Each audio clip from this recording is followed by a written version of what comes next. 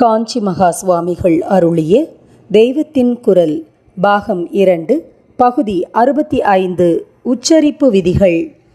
உச்சாரணம், ஸ்வரம், மாத்திரை, பலம், சமம், சந்தானம் என்ற பல விஷயங்களை சிக்ஷா சாஸ்திரம் சொல்லி ஒவ்வொரு மந்திரத்தையும் ஒரு மயிரிழை கூட அதன் சப்தரூபம் தப்பாத வகையில் வகுத்து கொடுக்கிறது.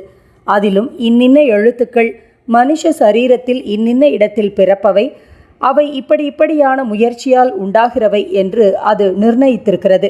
ரொம்பவும் பிராக்டிக்கலாகவும் சயின்டிஃபிக்காகவும் இருக்கிறது. உதடுகளை இப்படி சேர், இன்ன சப்தம் வரும் என்று அது சொன்னால் வாஸ்தவத்தில் அப்படியே இருக்கிறது. இதை சொல்லும்போது ஒன்று ஞாபகம் வருகிறது. ப, ம, வ போன்ற சப்தங்களில்தானே உதட்டுக்கு வேலை இருக்கிறது. க, ங, ச, ஞ, ட, ந, த, ந முதலியவற்றில் உதடு படுவதில்லை இல்லையா? இப்படி உதடு படாத சப்தங்களை கொண்ட வார்த்தைகளாலேயே ஆன ராமாயணம் ஒன்றை ஒருத்தர் எழுதியிருக்கிறார். அதற்கு நிரோஷ்ட ராமாயணம் என்றே பேர்.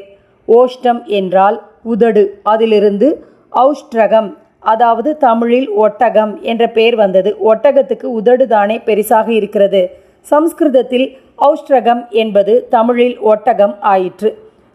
ஒஷ்டம் என்றால் உதடு இல்லாதது என்று அர்த்தம். தன்னுடைய பாஷா சாமர்த்தியத்தை காட்டுவதற்காக அவர் இப்படி நிரோஷ்டமாக ராமாயணம் பண்ணினதாக தோன்றலாம்.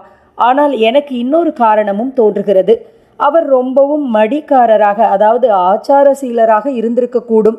அதனால் ஸ்ரீ ராமச்சந்திரமூர்த்தியின் கதையை பாராயணம் செய்கிற போது எச்சில் படாமலே இருக்க வேண்டும் என்று இப்படி உதடு சேராத விதத்தில் பண்ணினார் போலிருக்கிறது.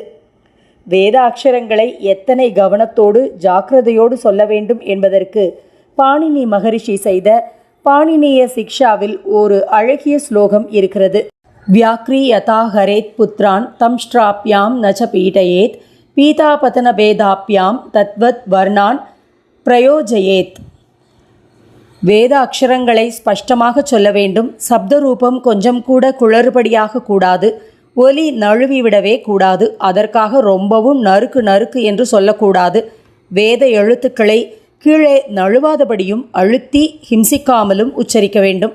எப்படியென்றால், ஒரு பெண் புலி தன் குட்டிகளை கவ்விக்கொண்டு போவது போல பூனை, எலி முதலானதுகள் குட்டியை பல்லால் கவ்வியபடிதான் தூக்கி போகும். பல்லால் தான் கவ்வுகின்றன, கீழே விழாதபடி கெட்டியாக கவ்வுகின்றன. ஆனாலும் குட்டிக்கு வலிக்கிற மாதிரியாக கடித்து விடுகிறதா? இல்லை.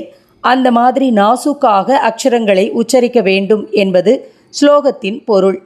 இதே பாணினிதான் வேதாங்கங்களில் அடுத்ததான வியாக்கரணத்திலும் முக்கியமான நூலை உபகரித்திருக்கிறார். பாணினியை தவிர இன்னும் அநேக மகரிஷிகளும் சிக்ஷா சாஸ்திரங்கள் எழுதியிருக்கிறார்கள்.